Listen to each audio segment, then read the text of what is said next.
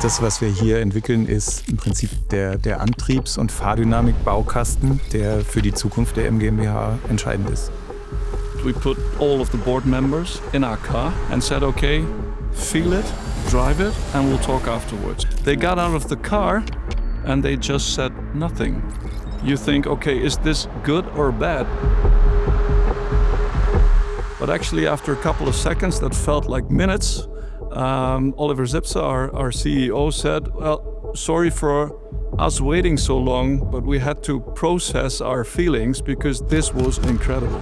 We never thought you can do something like this with a car.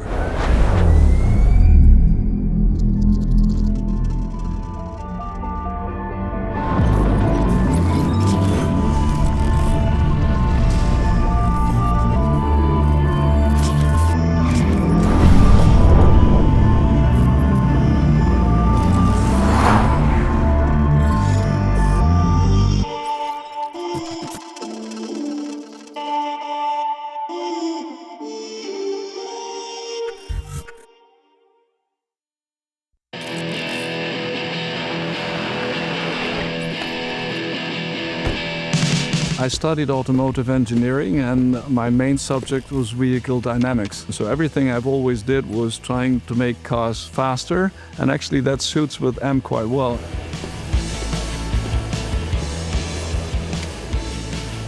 Well, this room is a classic room for BMW. This was the start of it all. It's actually like Charlie and the Chocolate Factory. All these great cars in one room. It's very impressive. This is the car that won all the German touring car championships from 1975 to 1979 on. We went up to 206 horsepower, which actually in the 1970s was a lot of horsepower. Take out the weight as much as possible and push the engine power to as far as possible. And that is the recipe that we still use for racing as well as for our series production cars. We used the technology from this car, especially on the drivetrain, and put it into that car. A lot of people had concerns with turbocharging, but actually it made this also a winning car. It already showed what you can do. It was the intention to at the same time win races, and this one is the perfect connection, and with that the perfect start for the whole story of M and Motorsports deriving from one central core. This is the first real M model that came to the market to make M available on street legal cars for a broader audience.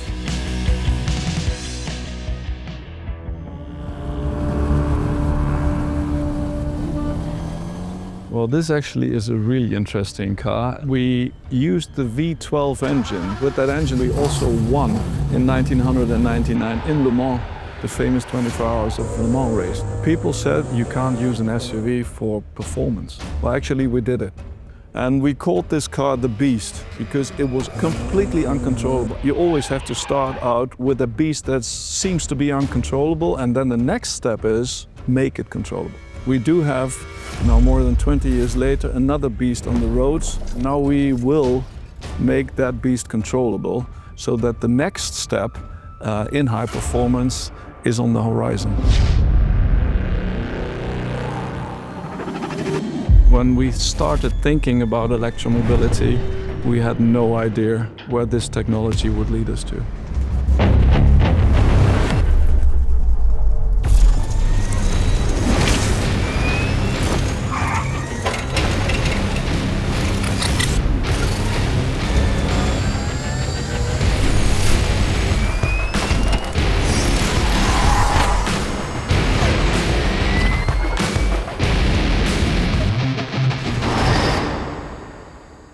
Wenn man ehrlich ist, ist dieses Fahrzeug ein absolut rohes Fahrzeug. Es wird ja auch intern ein Stück weit The Beast genannt. Es ist extrem kraftvoll und ich würde nicht sagen schwer zu beherrschen, aber es hat nicht diese klassische Gesetztheit und Ruhe, die vielleicht auch ein BMW M in gewisser Weise auszeichnet.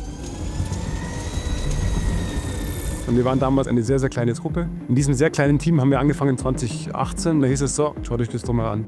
Der M-Anspruch ist eigentlich das bestmögliche Fahrzeug in puncto Fahrdynamik und Längsdynamik auf die Beine zu stellen.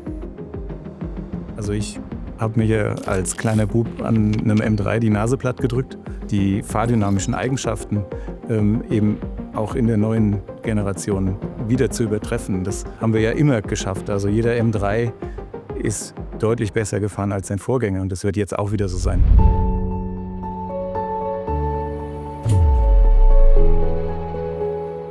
For me personally, it is the most interesting time in history because we're in a massive change, but that change has so many opportunities and chances and new possibilities that it is really cool to be in right now.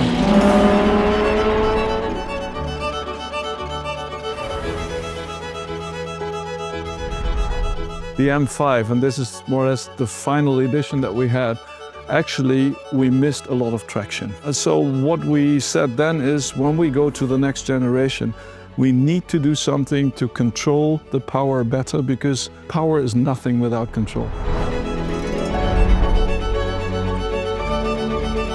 I can still remember January 2015, Cobo Hall, Detroit Motor Show, where I said in an interview, the next M5 generation will need four-wheel drive.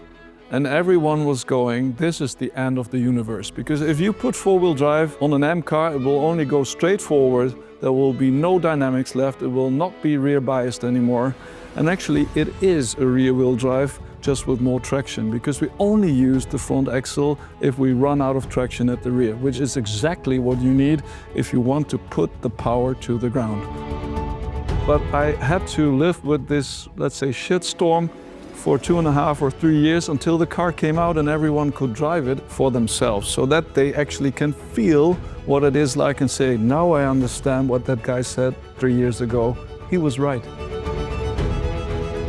We are always going the next step. And it's not just a small step. We're now working again on a big step. And it feels a little bit like January 2015, where I said, trust me, I'm an engineer, MX-Drive is going to be great. I'd say, trust me, that what we're working on right now for the future will be at least as great as what we did there.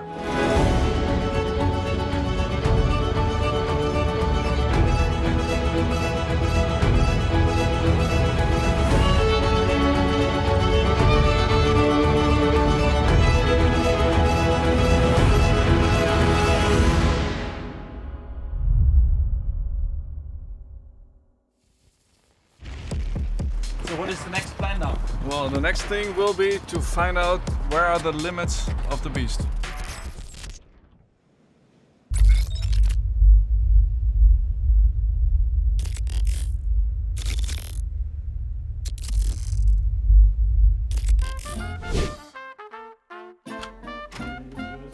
Thank you very much. Good.